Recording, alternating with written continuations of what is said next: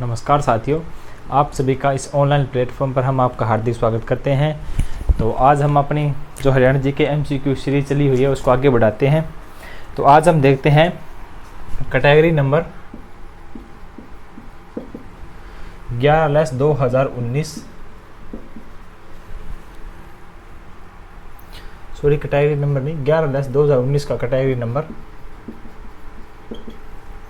16 का ये पेपर है हमारे पास। कौन सा?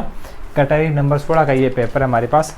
तो सबसे पहले देखते हैं कि HSC ने आपसे क्या पूछा है। तो पहला ही क्वेश्चन है कि निम्नलिखित में से कौन सा एक हरियाणा का सही अर्थ है।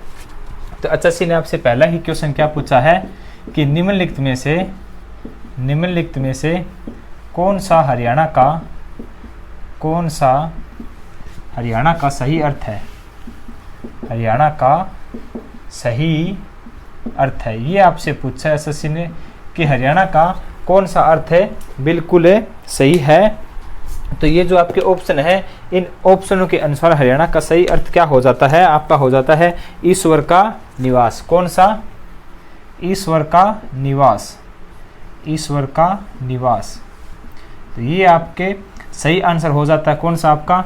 ईश्वर का निवास क्या है? हरियाणा का बिल्कुल सही अर्थ है। इसके साथ में हम कर लेते हैं कि जो आपका ऋग्वेद, कौन सा? ऋग्वेद के दौरान हरियाणा को क्या कहा जाता था? रज हरियाणे। क्या? रज हरियाणे। अब उसके बाद में हम करते हैं हमारा कौन सा? महाभारत के दौरान महाभारत में हरियाणा को किस नाम से जाना जाता था? बहुधान्य के नाम से जाना जाता था महाभारत में। इसका मतलब क्या होता है कि बहुत सारा अनाज। क्या? बहुत सारा अनाज, ये जाना जाता था। और उसके बाद में हम आगे देखते हैं और आपका रह गया हर्षचरित्र। कौन सा? हर्षचरित्र।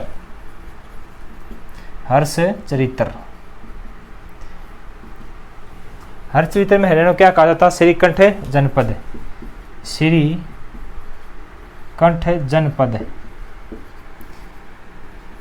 और 6वीं शताब्दी में भी हरियाणा को क्या कहा जाता था? श्रीकंठ जनपद। और हरियाणा का सबसे आपसे पूछे कि हरियाणा का सबसे प्राचीन नाम कौन सा होगा, तो वो होगा आपका ब्रह्मावर्त। क्या होगा? ब्रह्मावर्त। तो ये हरियाणा के बारे में एक क्वेश्चन के साथ मैंने आपको कुछ बातें बता दी है। तो अब नेक्स्ट क्वेश्चन देखते हैं कि HSC ने आपसे क्या पूछा है कि हरियाणा के निम्नलिखित गांव में किस गांव में दुनिया की सबसे प्राचीन सिंधु घाटी सभ्यता के स्थल मौजूद है। आपसे क्या पूछा है कि कुछ गांव दे रखे हैं, उन गांव में दुनिया की सबसे प्राचीन सिंधु घाटी सभ्यता के बारे में आपसे क्वेश्चन पूछा है। HSC ने क्या पूछा है कि दुनिया की सबसे प्राचीन सिंधु घाटी सभ्यता के स्थल मौजूद है कि हरियाणा के किस स्थान पर है?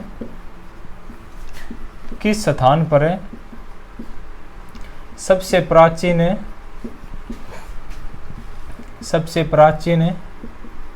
सिंधु घाटी सभ्यता के स्थल हैं। क्या? सिंधु घाटी सभ्यता के स्थल हैं। तो इसका आंसर क्या होगा? दिए गए ऑप्शन के अनुसार इसका आंसर होगा हमारा राखीगढ़ी। कौन सा होगा? राखीगढ़ी।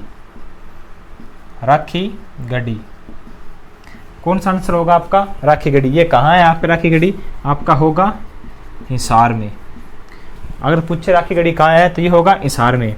और यहीं राखीगढ़ी में, हिसार में हमारा राज्य स्तरीय क्या बना हुआ है?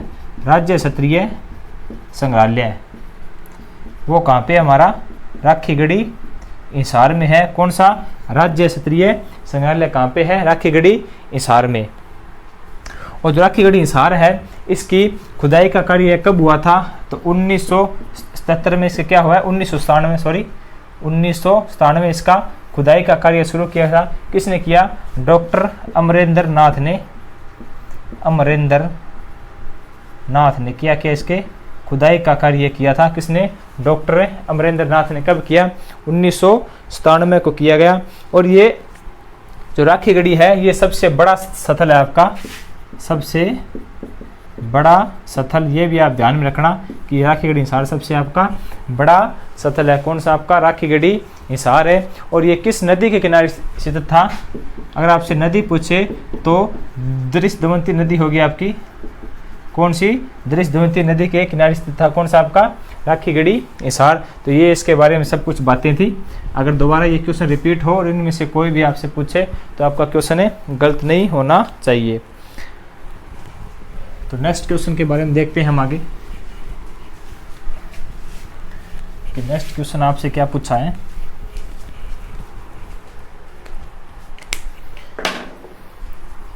नेक्स्ट क्वेश्चन आपसे पूछा है कि भारत सरकार ने पंजाब को विभाजित करके एक नया राज्य हरियाणा बनाने के लिए शाह आयोग की स्थापना कब की गई?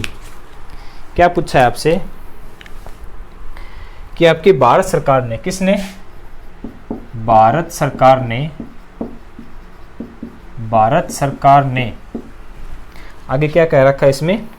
पंजाब को विभाजित करके नया राज्य, किसको विभाजित किया? पंजाब को विभाजित करके, पंजाब को विभाजित करके नया राज्य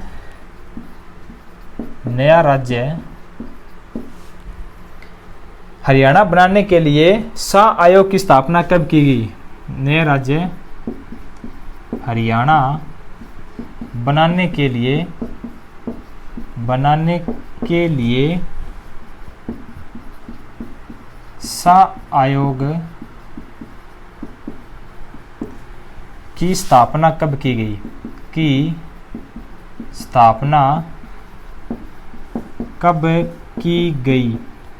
किसकी पूछी आपने? कि जो शाह आयोग है उसकी स्थापना कब की गई? तो उसकी स्थापना की गई आपको 23 अप्रैल 1966 को। किसकी स्थापना की गई? आपकी शाह आयोग की स्थापना की गई थी। क्यों की गई? कि जो भारत सरकार ने एक आपका शाह आयोग लेके आए थे, इस आयोग को बोला गया कि हरियाणा को पंजाब से अलग करना है, तो इसलिए इसके गठन किए गए आपके शाह आयोग की। इसकी स्थापना कब हुई? 23 अप्रैल 1966 की इसकी स्थापना होती है। और ये अपनी रिपोर्ट कब पेश करते हैं? 31 मई 23 अप्रैल 1966 की स्थापना 31 मई 1966 को ये अपनी रिपोर्ट पेश करता है। कौन करते हैं? आपके शाह आयोग है। और इस शाह आयोग है, इसका अध्यक्ष कौन था? तो जे.सी. शाह इसका अध्यक्ष हो जाते हैं आपके। जे.सी. शाह इसके हो जाते हैं आपके अध्यक्ष। अगर मैं आपसे पूछूं कि ये जे.सी. शाह है, इनका पूरा नाम क्या है? जे.सी. शाह का पूरा नाम, तो ये आपके पास हो गया जयंती लाल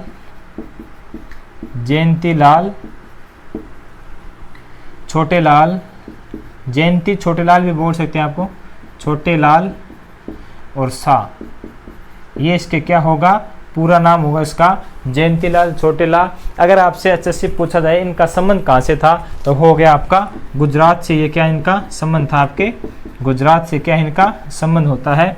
तो ये था आपका जे.सी. शाह आयोग। कब गठित हुआ? 23 अप्रैल 1966 को इसने अपनी रिपोर्ट कब पेश की? 31 मई 1966 को इसने अपनी रिपोर्ट पेश की। और इसके अध्यक्ष कौन थे? जे.सी. शाह इसके अध्यक्ष के। इसके कुल जो आपको अध्यक्ष पूछे, यानी कुल इसके मेंबर कितने थे, वो उनके 3 होंगे। एक आपके जे.सी. शाह, एक आपके एम. फिलिप होंगे, एक आपके एस. दत्त होंगे, वो भी इनके साथ में था। लेकिन जो इनका मेन अध्यक्ष था वो जे.सी. शाह था। इसका पूरा नाम हो गया आपका जयंतीलाल छोटेलाल शाह। और इनका संबंध कहाँ से है? तो वो हो गया आपके गुजरात से इनका संबंध है। तो चलो नेक्स्ट क्वेश्चन देखते हैं हम आगे।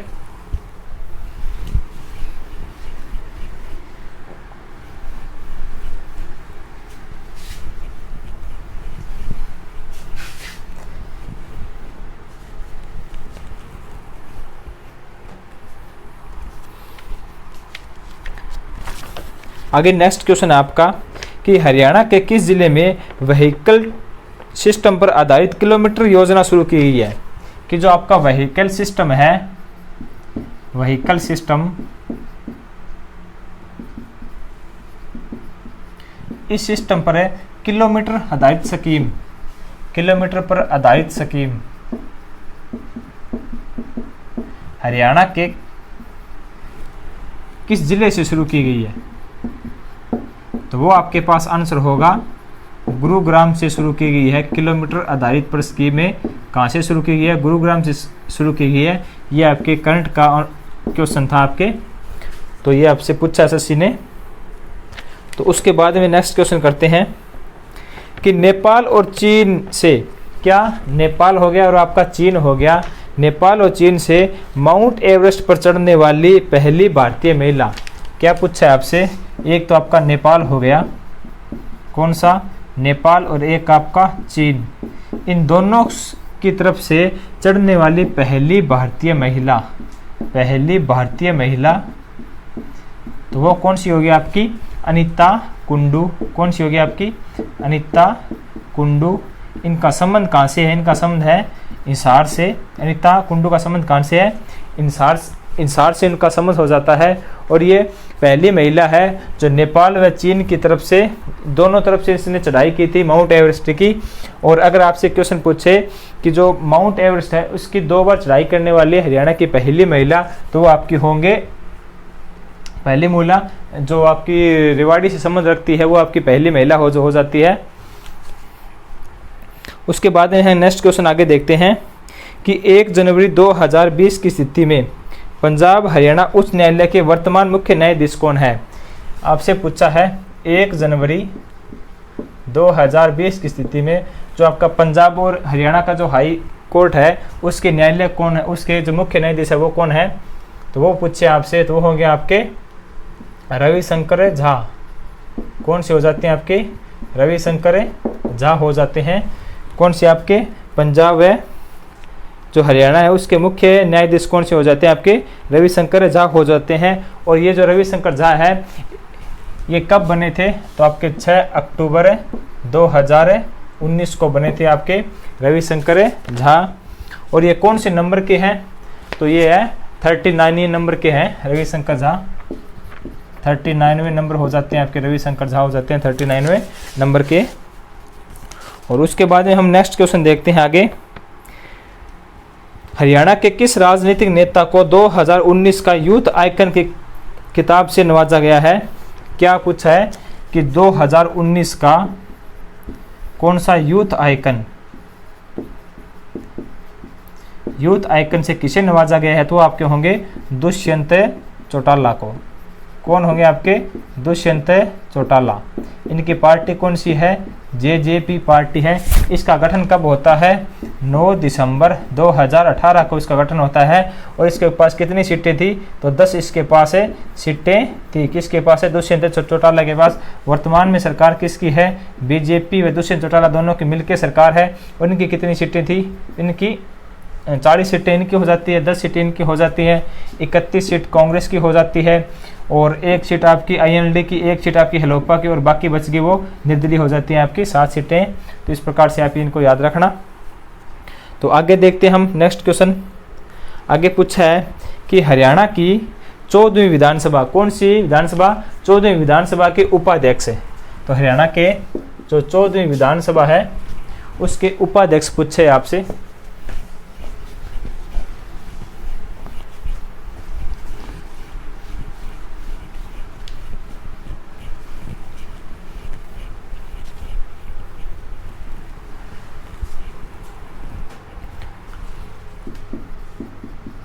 चौदहवीं विधानसभा के क्या पूछा है आपसे? उपाध्यक्ष पूछा है। क्या पूछा है आपसे? उपाध्यक्ष है किसके?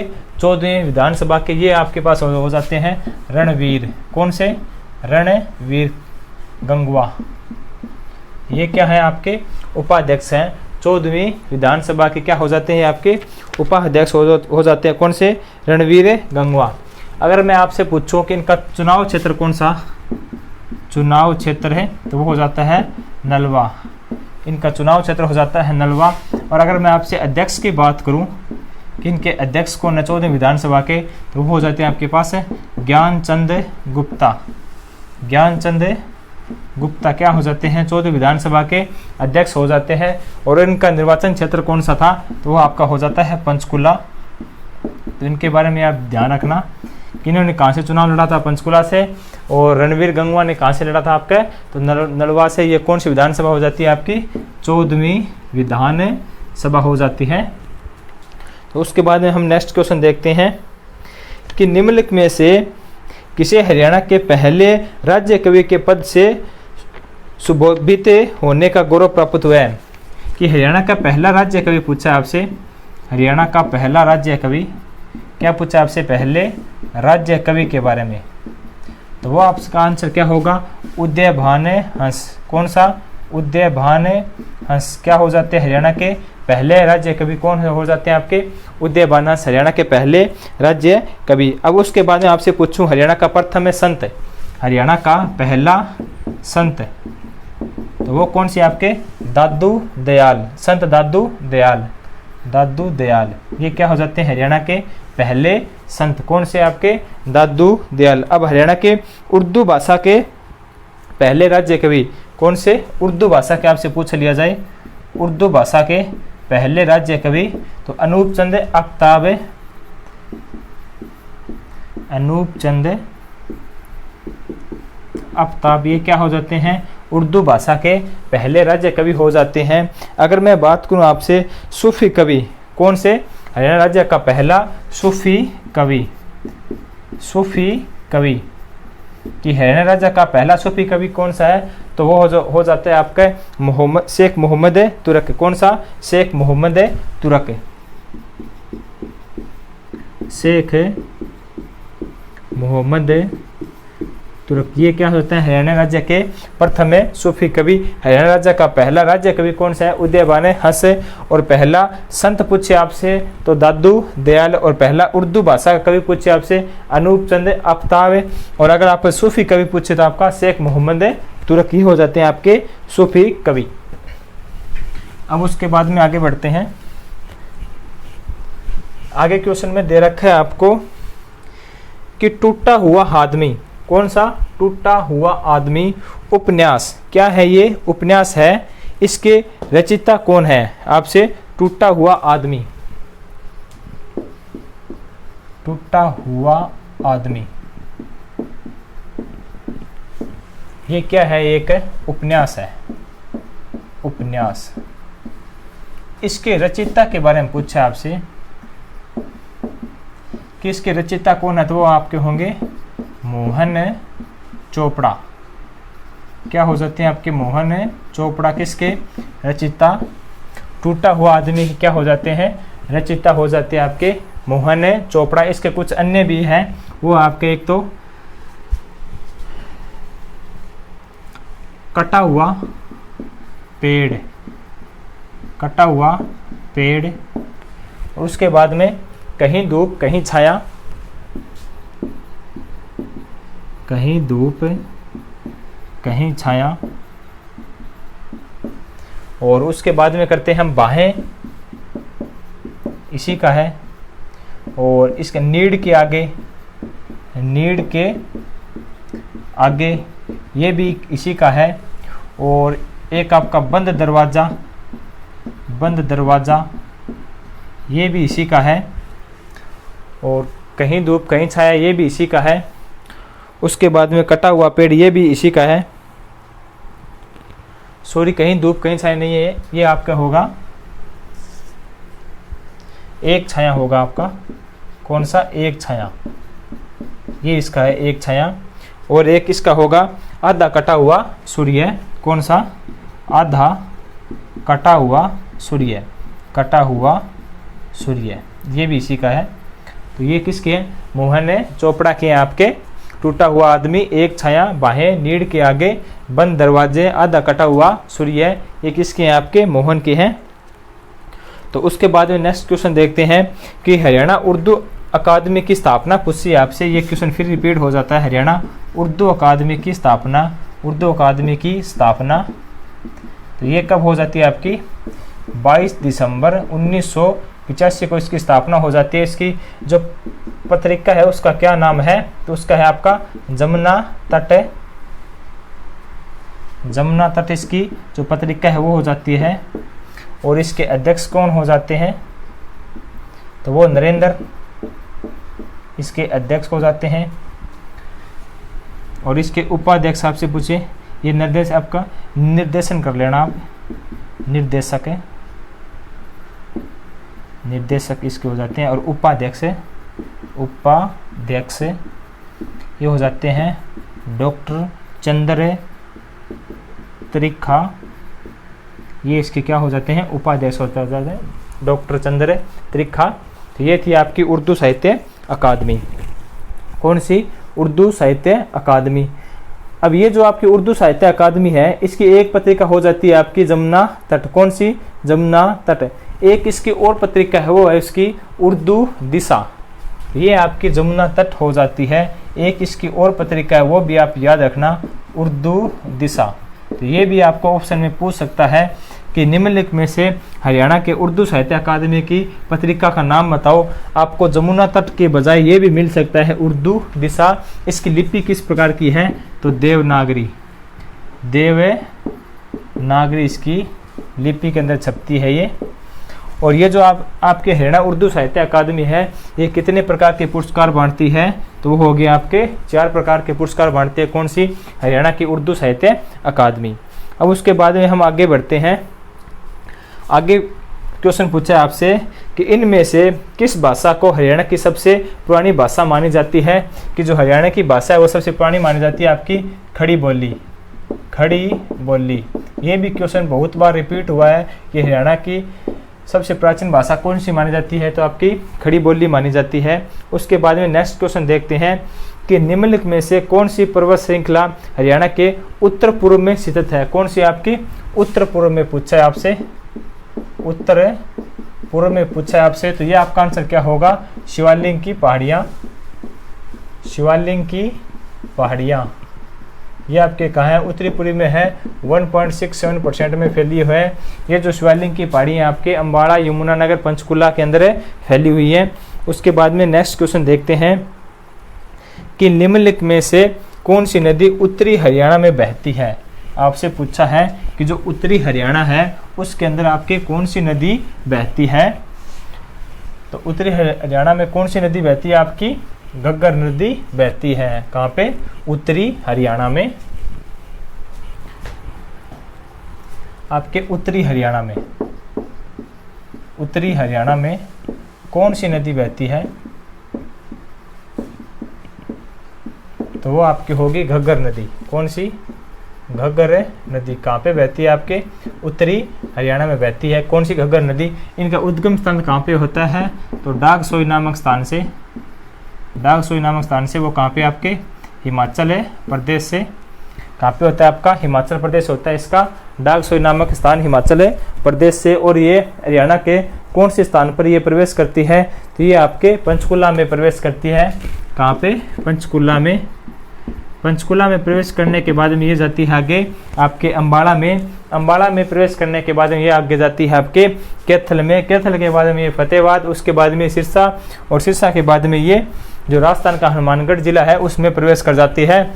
और ये हरियाणा की उत्तरी सीमा बनाती है। और इसी नदी पर कौन सा बांध बना? आपका ओटू बांध बना हुआ है।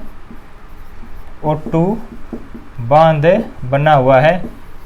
और ये हरियाणा का एकमात्र कच्ची मिट्टी से बना हुआ बांध है। कौन सा? आपका ओटू बांध है। तो उसके बाद में आगे देखते हैं। आगे आपसे पूछा है हरियाणा की औसत वार्षिक वर्षा। क्या पूछा है? हरियाणा की औसत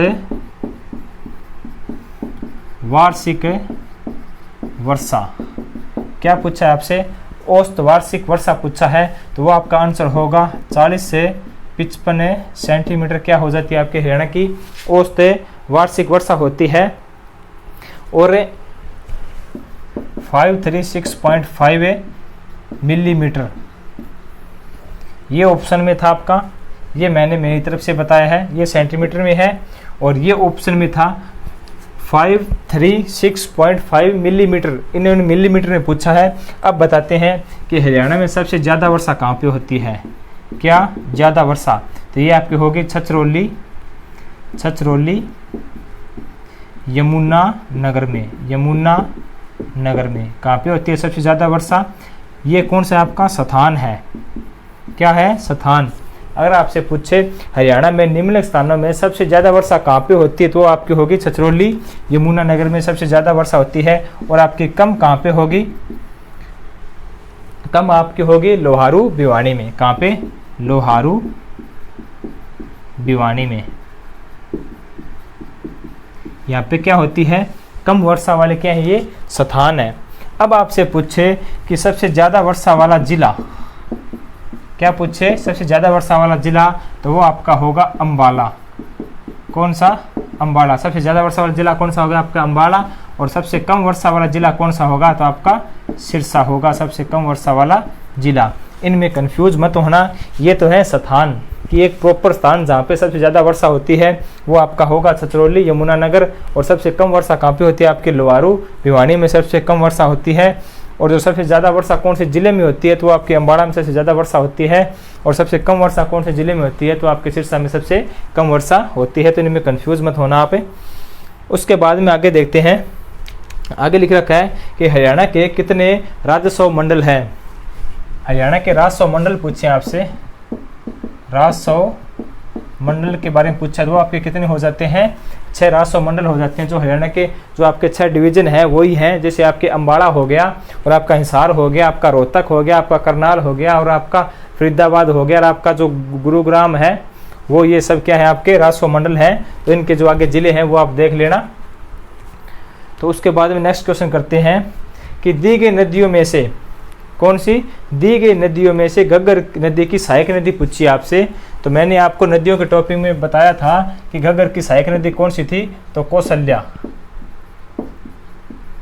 कौशल्या क्या है, घग्गर की सहायक नदी। एक है आपकी झाझरा, कौन सी, झाझरा, कौशल्या। और एक आपकी रह जाती है सरस्वती, कौन सा, सरस्वती। तो ये दोनों ऑप्शन में नहीं थे, कौन सा ऑप्शन था आपका, कौशल्या। ये किसकी है, घग्गर की सहायक नदी है। कौन सी आपकी, कौशल्या घग्गर की सहायक नदी है।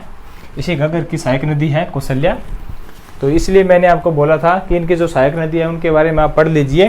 सच्ची आजकल ये पूछने लगी है कि निम्न में कौन सी इसकी सहायक नदियाँ हैं।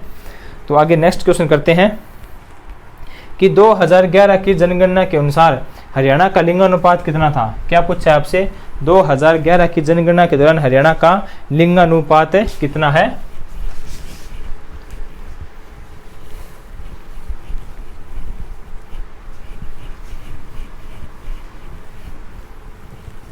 क्या पूछा है आपसे, 2011 की जनगणना के अनुसार, 2011 की जनगणना के अनुसार हरियाणा का लिंगानुपात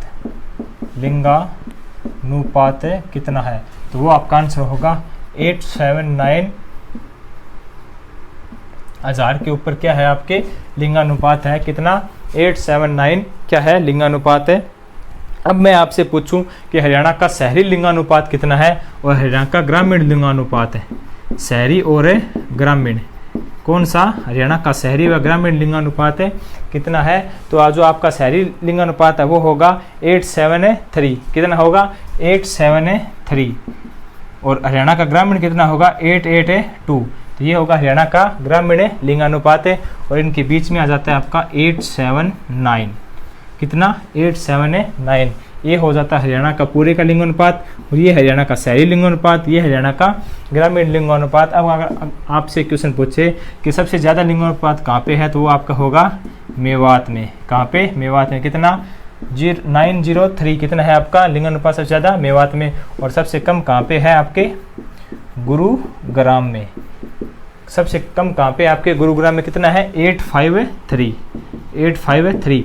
अगर आपको ऑप्शन में गुरुग्राम ना मिले तो आप क्या करोगे, अगर आपको मिलेगा फिर सोनीपत। कौन सा, सोनीपत। ये जो सोनीपत और गुरुग्राम का लिंगानुपात 853 है। ये बात आप ध्यान में रखना कि अगर आपको गुरुग्राम न मिले, तो अगर आपको सोनीपत मिले तो ये भी आप आंसर करना। तो उसके बाद में आगे बढ़ते हैं। आगे पूछा आपसे कि जनवरी 2020 की स्थिति में हरियाणा मानवाधिकार आयोग के अध्यक्ष हैं कि जो हरियाणा का मानवाधिकार कौन सा, मानवाधिकार आयोग, इसके अध्यक्ष पूछे आपसे। हरियाणा मानवाधिकार आयोग के अध्यक्ष कौन है आपके, सतीश कुमार मित्तल। सतीश कुमार मित्तल क्या हो जाते हैं, हरियाणा मानवाधिकार आयोग के अध्यक्ष हो जाते हैं आपके सतीश कुमार मित्तल। उसके बाद में आगे बढ़ते हैं। आगे देखते हैं, आगे लिख रखा है कि निम्नलिखित में से किस वर्ष में हरियाणा सहकारी समिति अधिनियम पारित किया गया। हरियाणा सहकारी समिति अधिनियम, हरियाणा सहकारी समिति अधिनियम। कौन सा? हरियाणा सहकारी समिति अधिनियम। ये कब होता है आपका? 1984 में पारित होता है। कौन सा? हरियाणा सहकारी समिति अधिनियम आपका 1984 में। नेक्स्ट क्वेश्चन देखते हैं। आगे लिख रखा है कि इनमें से कौन सा हरियाणा का एक नृत्य है जिसकी उत्पत्ति महाभारत काल के समय से हुई है? कौन सा नृत्य है जिसकी उत्पत्ति आपके महाभारत के काल से शुरू हुई है? तो वो आपके पास आंसर होगा धमाल नृत्य। कौन सा नृत्य है? धमाल नृत्य है जो हरियाणा, इसकी उत्पत्ति महाभारत के काल से चली आ रही है। और ये जो आपका धमाल नृत्य है ये आपके गुरुग्राम, महेंद्रगढ़ और झज्जर में, कहाँ पे आपके? एक आपका गुरुग्राम, एक आपका महेंद्रगढ़ और एक आपका झज्जर। कहाँ पे? गुरुग्राम, महेंद्रगढ़, झज्जर में।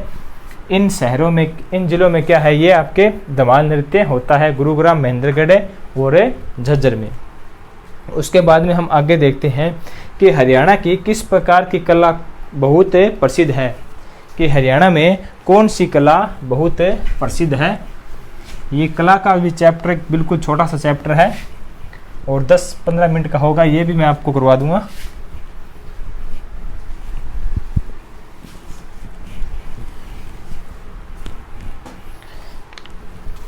क्या पूछा है इसमें?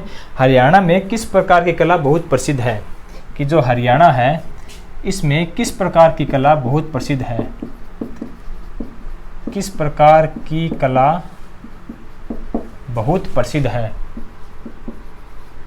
बहुत प्रसिद्ध है तो वो आपके पास आंसर होगा फुलकारी। कौन सी? फुलकारी जो कला है ये बहुत प्रसिद्ध है, हरियाणा की फुलकारी कला। इसका अन्य नाम आपसे पूछा जाए तो वो आपके पास होगा गुलकारी। क्या होगा? गुलकारी। किसका? फुलकारी का अन्य नाम क्या होगा आपका? गुलकारी। और अगर ये फुलकारी है, ये जो आपकी कला है ये किस देश से उत्पन्न हुई थी? तो आपका होगा फारस देश से। क्या होती है ये? इसका उत्पत्ति स्थल माना जाता है फारस देश से। अगर अब आपसे पूछे कि बाग और फुलकारी, कौन सा? बाग और फुलकारी का मेल, क्या मेल से कौन सी कला बनती है? उसको बोला जाता है आपका चौप। क्या बोला जाता है? आपका चौप बोला जाता है। बाग और फुलकारी का मेल क्या होता है? आपके चौप बोला जाता है। तो ये थी आपकी फुलकारी कला। उसके बाद में देखते हैं आगे कि सूरजकुंड अंतर्राष्ट्रीय शिल्प मेला पहली बार कब आयोजित किया गया? क्या पूछा है? जो सूरजकुंड आपका मेला है, सूरजकुंड मेला,